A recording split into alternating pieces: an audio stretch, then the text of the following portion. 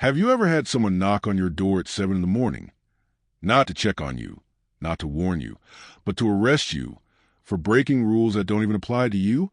I remember the exact second it happened. I was barefoot on my porch, sipping coffee from a mug that proudly declared world's okayest neighbor, when three strangers in matching navy polos marched onto my lawn, badges swinging, clipboards ready, like a low-budget reality TV show nobody asked to film. Their leader, a woman built entirely out of rigid posture and permanent outrage, raised her hand like she was commanding an elite tactical squad.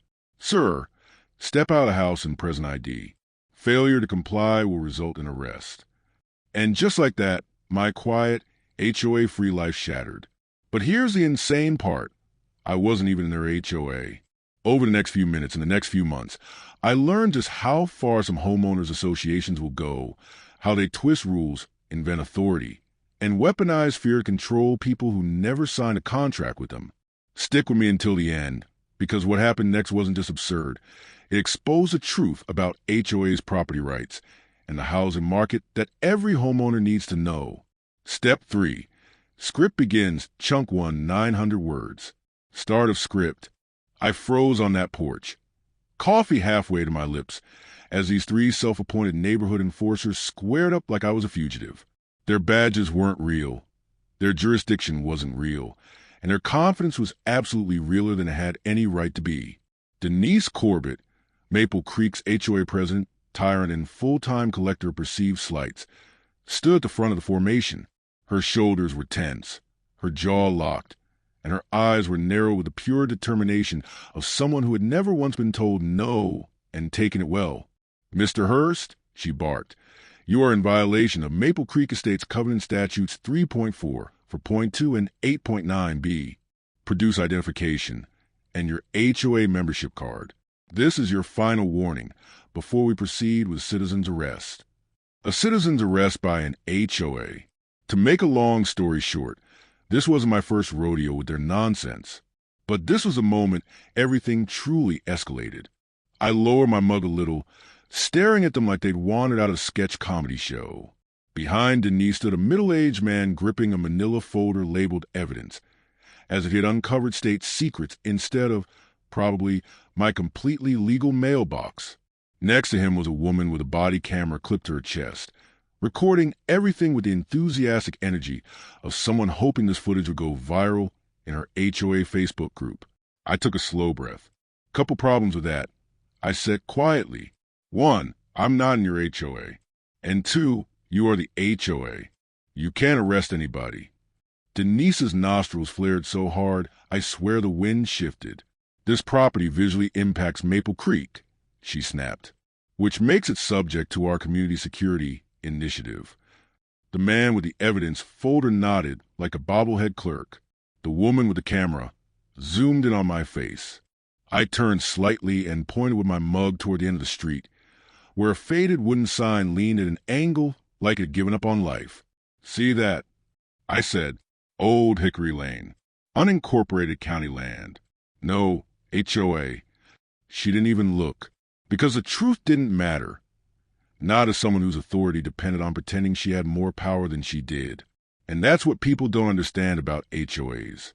It's not about rules. It's not about property values. It's about control. But to understand why this battle had become inevitable, we need to rewind, back to the day I unknowingly moved next to Kingdom. 3 months earlier, Old Hickory Lane felt like a pocket of peace surrounded by beige conformity. My small ranch house wasn't perfect. It leaned slightly to the left, like it had opinions, but had freedom baked into every board. No architectural committees, no lawn inspections, no one measuring the height of my grass with a ruler. Homes like this, they're becoming rare. According to the Foundation for Community Association Research, over 75 million Americans now live under an HOA. That's nearly 1 in 4 homes, and the number is climbing fast as new developments increasingly default to HOA governance for profit, FCR 2023. Housing market data shows that HOA-managed neighborhoods grow by over 3,000 communities every year, creating what some economists refer to as mandatory governance expansion. So when you find a non-HOA home, especially one surrounded by an HOA, you're holding something valuable. something scarce. And in real estate, scarcity attracts attention, sometimes the wrong kind. From day one, Maple Creek didn't like that old Hickory Lane existed. It was a relic, a stubborn street that refused to be absorbed, a reminder that property could exist without covenants or committees. And Denise, well, Denise hated that even more than mismatched lawn ornaments. The first time she marched down to introduce herself, she didn't hide her disdain. She scanned my yard like a TSA agent searching for contraband. She didn't see a cute fixer-upper. She saw disorder, inconsistency, a variable she didn't control. And people like Denise, they don't tolerate variables. That's why the mailbox violation appeared. A $75 fine taped to my door like a kindergarten art project made of threats. It should have been laughable. And it was at first. I emailed them my deed, the county plat, the legal documents proving beyond doubt that my home was not, had never been, and could not be under their authority. They didn't respond, because this wasn't about legality. It was about pressure, intimidation, wearing someone down until they comply, simply to make the harassment stop. But they didn't know me, and they didn't know that old Hickory Lane wasn't just outside their HOA. It was outside their control. My breath caught in my throat as I stepped forward, every part of me trembling with a mix of fear, anger, and something deeper, something that felt like the final crack before a storm finally breaks. I had held everything in for so long. The disrespect, the betrayal, the constant feeling that no matter how hard I fought, someone was always trying to take something from me, my peace, my home, my dignity. But not anymore. My chest tightened as I looked at them, really looked at them, the people who thought they could walk all over me, who thought I would stay quiet, who thought I would just accept what they did. I felt my voice rise before I even realized it was mine. You don't get to decide my story. Not anymore. Not ever again. The room fell silent. Even the air stilled, like the world itself was holding its breath to see what I'd do next. And in that moment, I wasn't scared. I wasn't lost. I wasn't the person they tried to break. I was the person who survived it, the person who finally chose to fight back. And I swear, for the first time in a long time, I felt alive with a heavy silence wrapped around me, thick enough to feel on my skin. Their eyes darted between each other, searching for the confidence they used to have, the confidence they stole from me piece by piece. Not anymore. I took another step forward, and the floor creaked under my weight. That simple sound felt like a declaration, a warning, a promise. You push me, I whispered, my voice low but trembling with emotion. You push me until there was nothing left to give. And now you're afraid because you finally see what you created. Someone swallowed hard. Another shifted uncomfortably. Good. Let them feel it. The same pressure they put on me for so long. I beg for fairness. I beg for honesty. I beg for some kind of humanity. My voice cracked, but I didn't look away. And every time you turn your backs on me, my hands curled into fists, not from anger, but from holding in everything I had never said. You took my trust, my peace. You even tried to take my home. But you know what you couldn't take.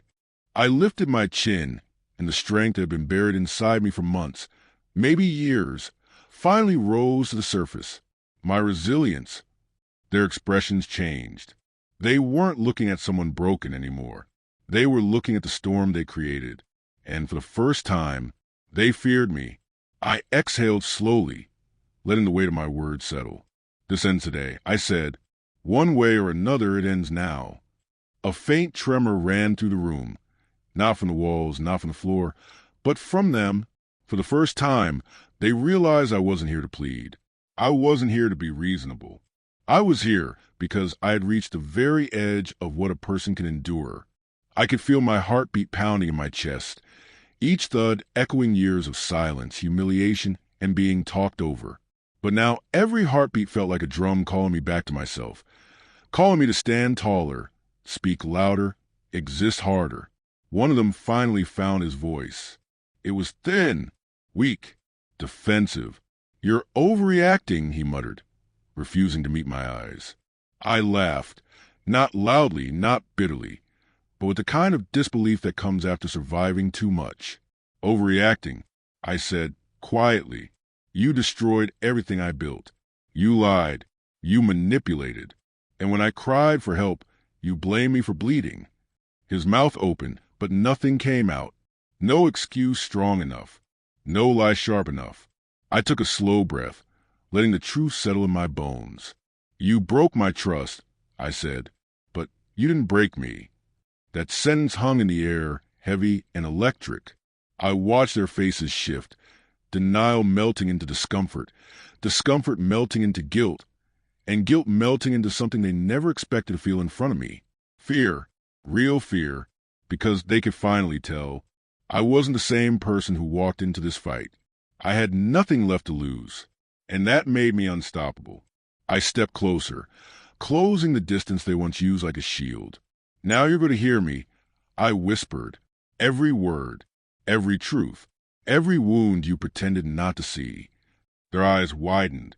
Good, because this moment right here was where everything they did would finally come crashing down. For a moment, no one moved. It felt like the whole world froze, like time itself paused just to witness what would happen next. I could feel the heat rising in my chest, the ache behind my ribs where every swallowed word had been buried. And now, those buried words were clawing their way out, demanding to finally be heard. You hurt me, I said, my voice shaking, not from weakness, but from the sheer force of everything I had held inside. You didn't just cross a line, you erased it. You treated my life like it was something you could control, rearrange, or destroy whenever it suited you. I felt my eyes burn, but I refused to look away. I refused to give them the comfort of thinking their actions didn't matter. You made me doubt myself. I continued, each word landing heavier than the last. You made me question my worth. You made me believe I was a problem, when all I ever did was try to exist. One of them flinched. Another shifted back, his confidence shrinking like a shadow at sunset. You thought I was weak? I whispered. And maybe you broke me in ways I don't even know how to explain. A breath hitched in my throat, raw, painful. But I healed, and every piece you shattered grew back sharper. Their eyes widened, realization settling in. I'm not here to ask for apologies. I'm not here to negotiate. I'm here because you need to understand something. I took one final step forward, steady, sure, unshakable. You don't get to control me anymore. Not my voice, not my home, not my peace. Nothing. A cold, heavy silence fell over them. The truth wasn't just out. It was carved into the air they were breathing. And for the first time, they understood the person standing in front of them wasn't the one they bullied, underestimated, or tried to silence. This was someone reborn from the ruins. And this time, I wasn't backing down. The silence around us thickened, stretching so tight it felt like it might snap. I could hear my own breathing, uneven, heavy, alive, blending with a pulse pounding in my ears. Everything I had endured, everything I had swallowed just to survive, came rising to the surface like a tidal wave. And they finally saw it. They finally saw me. One of them, the one who always smirked, the one who enjoyed every moment of making me feel small. He stepped back, just one step. But that single step was everything. It was fear. It was recognition. It was proof that they no longer held the power. You think this is over? He tried to say, but his voice cracked halfway through. I shook my head slowly. No, I whispered. This is the beginning. And the difference? This time I'm not the one who's afraid. Their faces drained of color, like the truth was pulling the blood right out of them. You spent so long hiding behind rules, behind lies, behind your titles. I said, but titles don't make you strong. Fear doesn't make you powerful. And breaking people doesn't make you leaders. My voice trembled, but it didn't fall. I wouldn't let it. You forgot something, I continued. Something simple, something human. I pressed a hand against my chest, feeling my heartbeat steady itself. You forgot I have a limit, and you reached it. A sharp breath escaped one of them, a gasp they tried to hide but couldn't. From this moment on, I said, my voice turning solid, rooted, unshakable, I'm done surviving you. Now I start fighting for myself. The words hit them like a blow. I could see it in their eyes. The panic, the uncertainty, the dawning realization that the person they thought was powerless was the one they should have feared all along. I turned slightly, letting the weight of my next sentence crash into them. And trust me, you have no idea what I'm capable of when I'm finally free. A tremor ran through the room, not from the walls, not from anything physical, but from the shift in power they could no longer deny. This was the moment everything changed, and they knew it. The air felt charged, thick with everything unsaid, everything they tried to bury, everything I finally refused to carry for them. My hands were shaking, not from fear, but from the weight lifting off me, a weight I had dragged for far too long. They stared at me like they were looking at someone they didn't recognize. And maybe they were, because the version of me they remembered, the one they could silence with a glare or intimidate with a threat, that person was gone. I gave you chances, I said, my voice raw but steady. So many chances you didn't deserve. The one in the center, the one who orchestrated it all, the one who wore confidence like armor, finally opened his mouth. You don't understand. I understand perfectly. I cut in, my voice slicing through his excuse like a blade. I understand that every time I trusted you, you twisted it. Every time I reached out, you slapped my hand away. And every time I tried to fix things, you made it worse. His jaw tightened. Good. Let him feel the same pressure he put on me. You thought I'd break, I continued. You counted on it. You wanted it. My voice cracked, not from weakness, but from remembering all the nights I sat alone replaying their words, their decisions, their cruelty. And honestly, I whispered. For a while, I thought you had. A ripple of discomfort passed through them, guilt or panic or both. But I rebuilt myself, I said, piece by piece, quietly, carefully, alone. I took a breath that felt like fire filling my lungs. And now I'm stronger than anything you tried to destroy. The leader stepped forward, trying to regain control, but his voice didn't match the confidence he used to carry. What exactly do you want from us? I laughed softly, a broken, honest, exhausted sound. What I want. I lifted my eyes to his, and he flinched. I want accountability. I want truth. I want every single thing you stole, my dignity, my peace, my home, returned. I paused, letting the truth slide between us like a blade. But most of all, I want you to understand that hurting me was the last mistake you'll ever make. Their faces fell, their shoulders tensed, their fear finally surfaced. Because this time, I wasn't asking. I was declaring. And nothing, absolutely nothing, would stop what came next.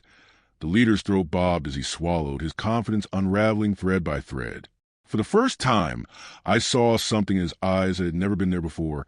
Not arrogance, not superiority, but dread. Good. He should feel it. You don't have proof, he muttered, clinging to the last flimsy piece of control he thought he had. A slow, cold smile touched my lips, the kind that wasn't born from triumph, but from survival. Oh, I have more than proof, I said softly. I have everything. A shift rippled through the group. Fear tightening their shoulders, their breath catching, their eyes widening as realization spread like wildfire. You think I was sitting quietly this whole time? I asked. You think I didn't see what you were doing? Every lie, every forged signature, every backdoor meeting, every threat whispered like it wouldn't find its way back to me. The smirker, the one who stepped back earlier, suddenly looked sick. You're bluffing, he said, but his voice shook so badly it sounded like a question, not a statement. I'm done bluffing, I replied, and the room seemed to shrink around them. I reached into my bag, slow, deliberate, controlled, and their eyes followed every movement. The air felt like it held its breath. And then I placed a folder on the table. Thick, heavy, a collection of every truth they tried to bury. When you pushed me, I said, you didn't expect me to start digging, but I did. And I found everything. The leader took a small step back. The walls they hid behind were finally cracking. You forged documents, I said, pointing to one tab. You hid money, Pointing to another, you abused your positions. You lied to the community. You tried to take my home. My voice trembled, with emotion, with exhaustion, with victory. You wanted power. I whispered. You wanted control. And you thought no one would ever stand up to you. I leaned in just enough for them to feel the weight of what was coming. But now the truth is here. And trust me, my voice dropped to a devastating calm. This is the moment your world starts to fall apart. Their faces turned pale. Their breath hitched. And silence swallowed the room. Because they knew this wasn't a threat. It was the beginning of the consequences.